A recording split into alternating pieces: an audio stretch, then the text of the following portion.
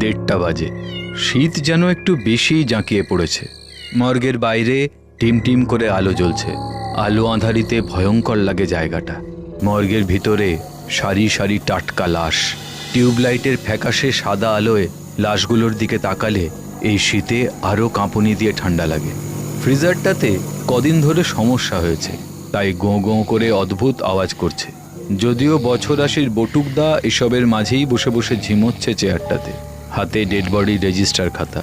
আচমকা অদ্ভুত এক আওয়াজে বটুকদা ঝিমুনি ভাঙে, নড়ে চড়ে বসে। আওয়াজটা অনেকটা ওই মেঝেতে কিছু জোর করে ঘষটি টেনে নিয়ে আসলে যেমন আওয়াজ হয় সেই রকম। দরজার ওদিক থেকে আসছে। শালটাকে গায়ে আঁকড়ে ধরে বটুকদা চেয়ার ছেড়ে উঠে দেখতে যাবে, এমন সময় স্ট্রেচার নিয়ে ঘরে ঢোকে অরুণ। স্ট্রেচারে একটা লাশ। তুই? উফ, কি যে ভয় পেয়ে গেছিলাম। এই স্ট্রেচারগুলো ব্যবহার করিস কেন?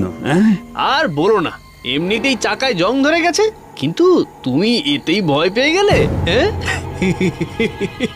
না না, ভয় ঠিক নয় রে। আচ্ছা ভাব, এত মানুষের অস্বাভাবিক মৃত্যু, কত যে অজানা সত্যি লুকিয়ে আছে। তা এত রাতে নতুন লাশ কেন তুমি জানো না? বটুকদা লাশটার কাছে এগিয়ে যায়। হরিপদ, এ তো ক্যান্টিনে কাজ করতো। হ্যাঁ, বলছে তো অস্বাভাবিক মৃত্যু। যাই হোক, তুমি রেজিস্টারে নাম ধাম লিখে বাড়ি চলে যাও তো। এত ঠান্ডায় তুমি আর থেকো না। কিন্তু তুই পারবি একা থাকতে? কেন, আগে কি একা থাকিনি নাকি? আচ্ছা আচ্ছা, ঠিক আছে ঠিক আছে, আমি তাহলে যাই। হ্যাঁ, কার সাথে কখন যে কি হয়। অরুণ ফোনটা বের করে ডায়াল করে। হ্যালো, হ্যাঁ শোন, ঘর ফাঁকা, আমি সবকিছু গুছিয়ে বের করে রাখছি, তুই পার্টিকে বলে দে। আচমকা অরুণের কথার মাঝেই লাশ রাখা ড্রয়ারটা নিজে থেকে খুলে যায়। অরুণ চমকে ওঠে, ফোন রেখে এগোতে থাকে খোলা ড্রয়ারটার দিকে। ড্রয়ারটার সামনে যেতেই ওর চোখ পড়ে ড্রয়ারের ভিতরে থাকা লাশটায়, যেন চোখ খুলে ওর দিকে তাকিয়ে আছে। অরুণ ছিটকে পিছিয়ে আসে কিছুটা। উফ বাবা, লাশটাকে রাখার সময় চোখটাও বন্ধ করেনি। অরুণ সাহস করে ড্রয়ারটা ঠেলে বন্ধ করতে গিয়ে আবার আটকায়। আচমকা ওর মনে হয় হরিপদর লাশটা পিছনে যেটা স্ট্রেচারে রাখা ছিল সেটা কিছুটা এগিয়ে এসেছে ওর দিকে। সঙ্গে সঙ্গে পিছন ফিরে তাকিয়ে দেখে যেখানে ছিল সেখানেই আছে। উফ, কি দেখতে যে কি দেখছি।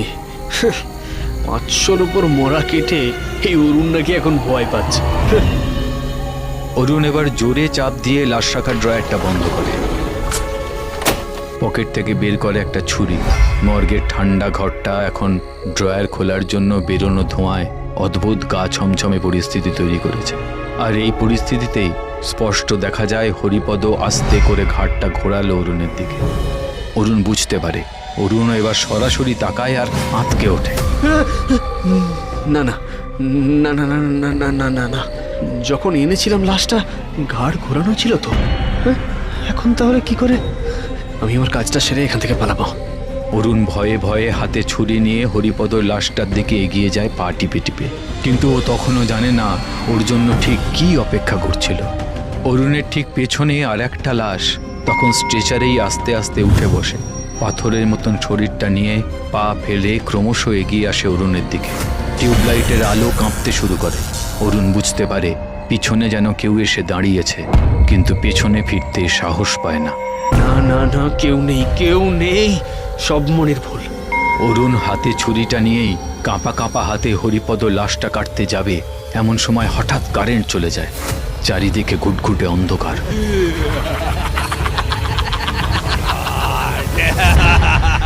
ও মোবাইলটা বের করে। কোনো রকমে মোবাইলের টর্চের আলো জ্বালাতেই দেখে স্ট্রেচারে হরিপদ লাশটা নেই। অরুণ ভয় পেয়ে যায়। এক পা দুপা করে পিছোতে গিয়ে বুঝতে পারে ঠিক ওর পেছনেই কেউ যেন দাঁড়িয়ে। মোবাইলের টর্চের আলো পিছন দিকে ঘোরাতেই চিৎকার করে ওঠে। হরিপদর জলজ্যান্ত লাশ ওর দিকে তাকিয়ে হাসছে।